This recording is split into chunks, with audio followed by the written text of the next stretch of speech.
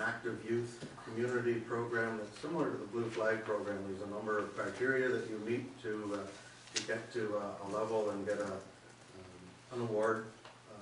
Throughout the province, there was 10 municipalities that met the criteria this past year that were presented at the award ceremony. And, we have a lot of youth involvement with, we talk about what Forest has done with the splash pad and the X Park and that. Commitment from youth in the area, so I think it would be something that we should look at it, and we'll get some more information on that. It was a good conference for Parks and Recreation. I was at the Grand Bend Chamber event, very well attended. Kudos to the Chamber for what they do in Grand Bend and how they, I'm not sure just how many people they had out, but the place was full and it was good evening. Also want to make mention about the Communities in Bloom event that's this Saturday in Forest. The garden show is on in Forest, and they have Paul Zabit, I believe, that is Zambit. It is making a presentation, and any Communities in Bloom member has tickets, or you get tickets at the door. There's a morning session from 10 to 11, and I believe there's another session with him from 2 till 3. And it's also the garden show that's in Forest, and I'm sorry if I took that from somebody that was in Forest that was going to talk about that event. They need the support for fundraising as well. That's all the mayor has. Who's next? Deputy Mayor? Sure, I can do that. A couple things came out of our meeting at the St. Clair Regional Conservation Authority, which I think will be important to our residents. One is that there's a new Drainage Act and Conservation Authorities Act called the DART Protocol, which is really going to have an impact on people that have properties along a drain. And there's going to be some new restrictions and best practices and requirements that are going to arise out of this. I think this is something that I think we should be publicizing in our municipality because of the implications for our residents there. Another thing is that the St. Clair Regional Conservation Authority is offering 2 free soil samplings for anybody who's an agricultural landowner. So if they're interested in the quality of their land and its balances, then they can have 2 free land samplings done. As well, at the county level, there's going to be a new cultural portal established in the days ahead, which is going to have multi-layers. So it'll have events and like there'll be a map that has little pegs on it. It'll show events, museums. It'll have historical sites, other areas of interest, which looks really top-notch. So we can look forward to that coming down the pipe in the future. And this coming Tuesday, we will have another economic development meeting at the Shores Complex at 7 p.m. We're continuing on in our discussions about our Community Economic Preparedness Index discussions, which have been very interesting. And we're moving on to a SWOT analysis, a strength, weakness, opportunities, and threats analysis, which is going to be facilitated by an expert in economic development. And so some excellent discussions there too. So Tuesday at 7 p.m. if you're interested. Okay. Councilor Russell? I guess so.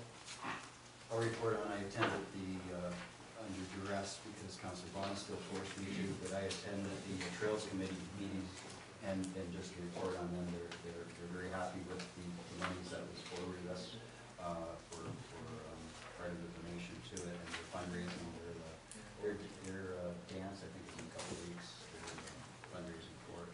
But they're setting up their spring schedule, and my understanding, Mr. Mayor, is that they'd like to have a walk with the mayor again. Now, there's people who will say that maybe they don't want to walk with the mayor, but I think these are big people, and they like walking with our mayor. So they're setting up a date in the fall again to walk with the mayor on a different property. I have a reserve there. No, but they're talking about just they were so happy.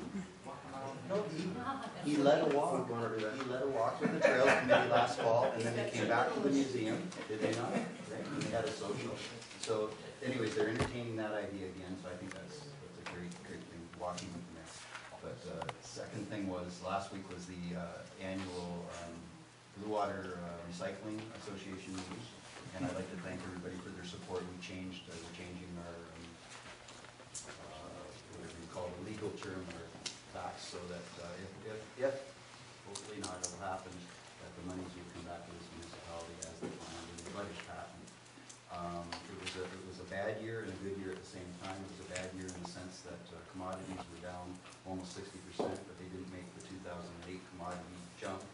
But we still made $500,000 to put into reserves, and we're very glad that we made the decision in budget to forego doing the automated for the rest of the people in Blue Water country. Blue Water now has 55%, 57% of the households, which is somewhere close to 70,000 households now are on the automated system. The success of it is just insane. One of the counselors who was at the general meeting, he reported that this statistic is just wonderful. Central Huron never had the full service, but when the tip-ons came and the automated service, they decided to go for the recycling and the garbage pickup because they had contractors doing the garbage pickup along the Lake District. And this is what happened is that when they gave them bigger recycling bins, their recycling is up 60%. It's just insane. So the bottom line, I'm going to get the statistics, the report, we'll get it in like the Sauville Bayfield one, so I'll get through to Brent, maybe he can get it to Francis and they can send it electronically to us. But I think the most interesting part, Francis was quite happy about this, for the 22nd year we lead the province for less, first of all, this is the citizens, less waste generated to begin with. And second of all, average-wise, the largest recycling in the province. And that's with only 55% on the big ones. Now, the last bit of good news is that it was decided by the board before the general meeting that the direction was given to Francis to order the new trucks so that Lambton Shores can have the July date of next year. We're the only one committed to it, but they decided that the reserves of, we got to that little, at the end of the year, we had that little extra, and they decided to order those trucks so that we will get what we promised, which is July, August next year, to start right in the summer so that we can get all our people with that. There will be certain areas that won't be touched, as we all know, but the fact of the matter is, and part of that discussion also was to go to, I think, a point that the deputy mayor made, was that full reports coming from staff to the board for the rest of, we can only do 85% of our constituents and to do the thing. So if we get to 85% in the next 3 years, we'll be happy. But what we're going to do is a report on all the things that were mistakes that were made or improvements we can make. And a lot of the discussion we've had when we had the public meetings, most of those things have been mitigated by those other places like Central here and Adelaide, et cetera, et cetera. So a lot of the issues have been mitigated. So by the time we start next year, I think we'll be in good shape to get that in mind. So there you go. Okay, thank you. That was great. Thanks.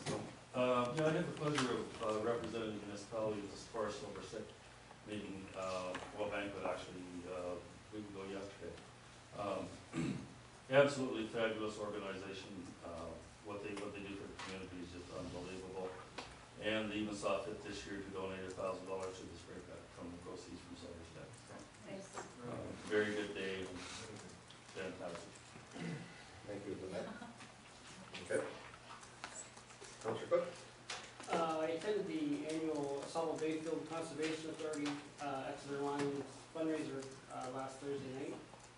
And as usual, came home with a silent auction piece of art. But no, it was an excellent event. Again, they treat you well up there and a lot of fun time.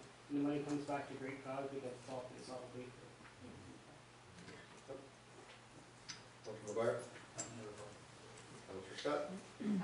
Last Saturday was the Fort Frank's trash day, and we had 13 people out there, and the amount of garbage that came back was probably the less amount that we've ever had.